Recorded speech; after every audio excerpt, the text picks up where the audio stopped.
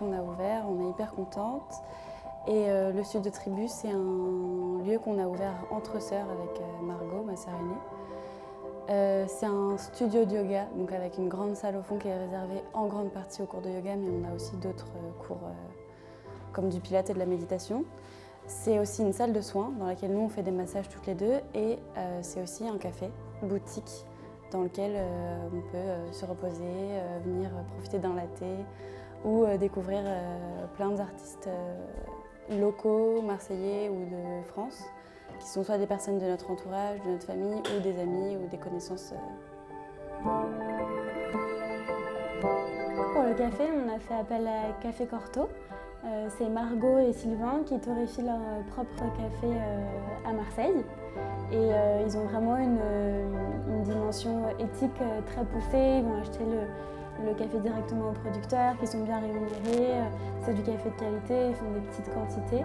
Ils nous ont formés et livré la machine, ils nous accompagnent.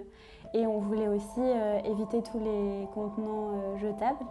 Et donc on utilise une application qui s'appelle Vital, et c'est des systèmes de consigne où les gens ont juste à scanner leur gobelet et ils peuvent l'utiliser comme ils le souhaitent.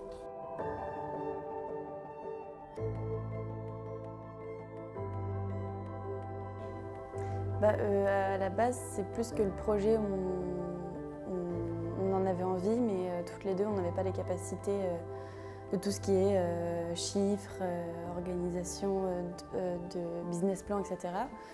Et on avait des copains qui avaient ouvert un lieu un an avant, et c'est vrai que ça nous a on s'est un peu dit, ah, mais en fait c'est possible même à notre âge de créer quelque chose, quoi. Et c'est eux qui nous ont petit à petit parlé des aides de l'État, de tout ce qui pouvait exister, qu'en fait on n'avait pas besoin d'avoir un portefeuille énorme pour pouvoir créer quelque chose. Et du coup, concernant la BGE, ça a été un soutien depuis le début, parce que au début, on avait juste un germe d'idées et ils nous ont vraiment accompagnés jusqu'à la fin, l'aboutissement. C'est Irfan qui nous a accompagnés et on l'adore. Et il y a plein de fois où le projet a failli tomber à l'eau et il nous a remotivés.